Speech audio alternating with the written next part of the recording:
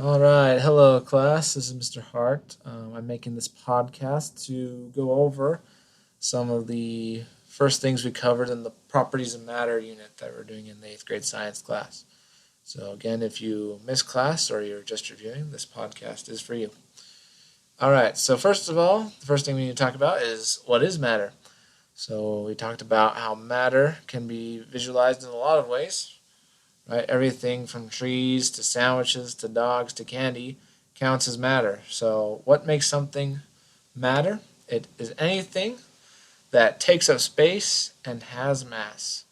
So to take up space, it has to fill some type of volume. It has to occupy space in a room or anywhere, right? And it has to have some type of mass. It's something that you could weigh if you need to. So anything that has space and mass counts as matter. Okay, so going back to this slide, the tree is matter, it takes up space, it has mass. The sandwich is matter, it takes up space, it has mass. Okay, all these things take up space, have mass. All right, so what things don't count as matter? Things that are a little bit more abstract, things like time, temperature, gravity. Okay, these things you can't really pick out of space, right? You can't just grab a piece of time. You can't grab a piece of temperature or gravity, right? These things aren't objects, they're more of ideas. So they don't count as matter because they don't take up space and they don't have mass. Okay. So what is matter made of? Okay, matter is anything made out of these small particles called atoms. Hopefully you've heard of them before. And atoms are the building blocks of all matter. Okay, so anything that counts as matter has atoms in it. Okay, so we have identified over 111 different types of atoms now. And when they join together, they make different things, right?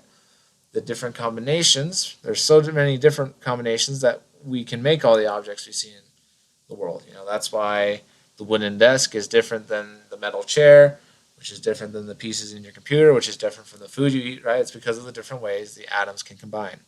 Okay, and with 111 different types of atoms, there's a lot of different combinations. Okay, so it makes for a lot of unique properties of materials.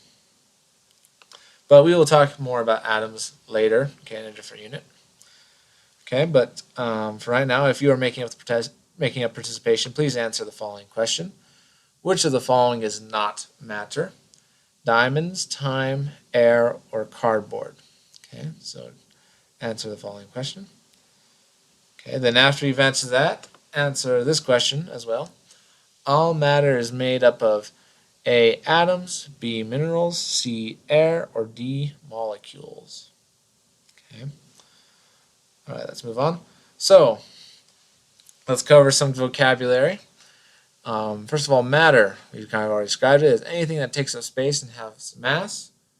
Okay, mass is the amount of material in an object, and volume is the amount of space an object takes up. Okay, so you can think of matter as anything that has both mass and volume, right? Anything that has stuff in it and takes up space.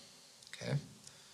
So then we watched a video about the difference between volume and mass, and then we talked about the displacement method. Okay, so it's easy to find the volume of an object, okay, if it's regular shaped, right? A box is simple, it's just length times width times height, right? Just measure it out, use a ruler.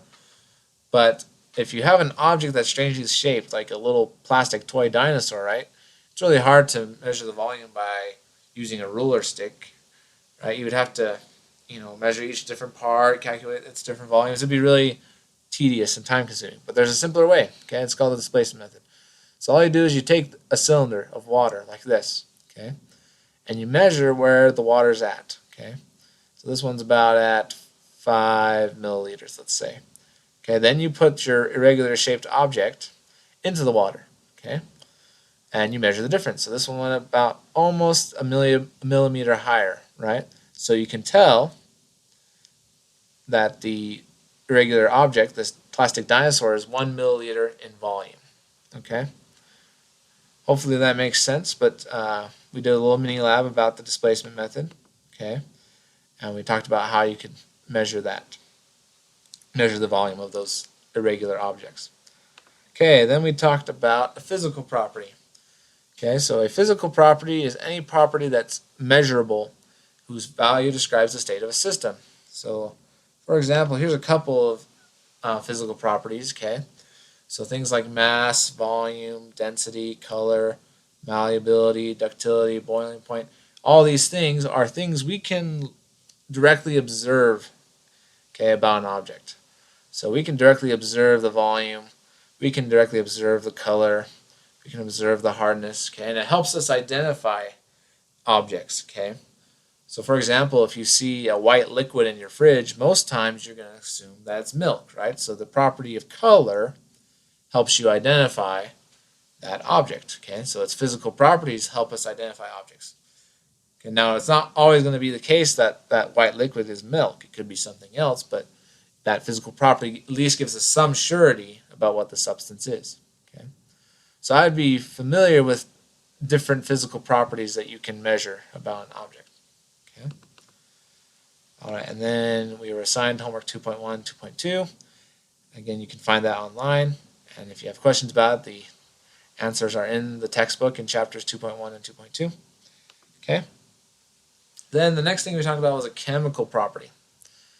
So a chemical property is something that's only manifested in chemical reactions as determined by atomic configuration. So for example, let's say I have a piece of wood and a cup of gasoline, okay, and I'm trying to start a fire. And let's say I hand it to someone that's never seen wood or gasoline before. They wouldn't be able to tell which one burns faster just by looking at them, right?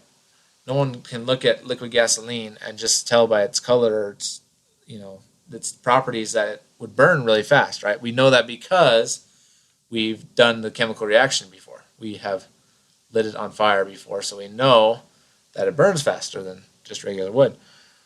But again, we wouldn't know that until it was manifested in a chemical reaction, okay? So again, things that would be chemical properties are things like reactivity. You've done the Diet Coke and Mentos reaction, I'm sure, before. If you just had Diet Coke and Mentos and you never had used them before, you wouldn't know that when you put them together, they would react. Okay, so you have to wait until the chemical reaction. So these are chemical properties. So reactivity, flammability, we talked about oxidation, things like brass and silver. When you get that green, like a ring around your finger when you have brass rings, okay, that's oxidation. Rust is a chemical reaction. The ability to burn is a chemical property. Okay, so these things are chemical properties. So if you are, again, answering for participation, makeup, answer this question. Mark each of the following as a physical or chemical property.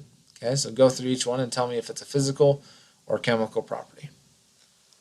All right. Then we talked about density. Okay, so the density is the amount of mass in a given volume. So you can kind of think about it. I'm going to draw on this one.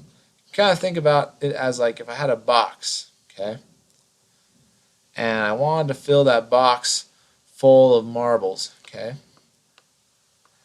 I won't draw them all, but if I want to fill the box full of marbles, the density would be how many marbles I could fit in that box, okay.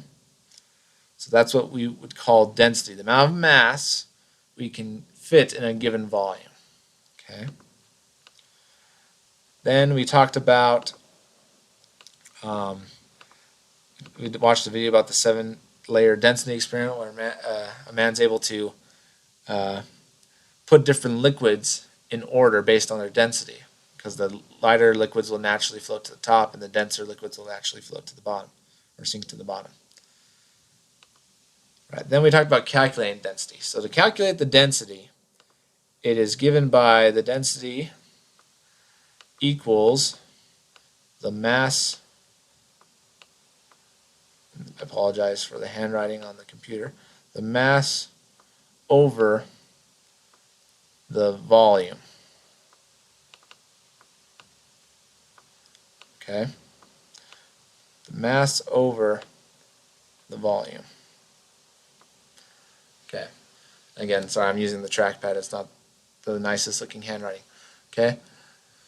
But the easy way to remember this, right, is the amount of mass we can fit in a given area, a given volume, right? And the easy way to remember the equation is I always draw a heart. Okay? Draw a heart, and then if you put a strike through it, it becomes m over v, okay, mass over volume. So that's how I like to remember the density equation. So, for example, if you want to calculate the density of a 3 kilogram object, and we want to fit it in a, let's say, 6 liter box, okay, then our density is going to be 1 kilogram for every 2 liters. Okay, so it's a simple equation, just the mass over the volume. Okay, so again, if you are answering this for participation, answer this question. What is the density of an object that has mass of 8 kilograms and a volume of 4 liters? Okay, what is the density of an object that has a mass of 8 kilograms and a volume of 4 liters? All right, then the last thing we talked about was buoyancy. Okay, so buoyancy is the ability of an object to float in a fluid. Okay, we talked about Archimedes' principle, which is the idea that the buoyant force on an object is equal to the weight of the fluid it displaces.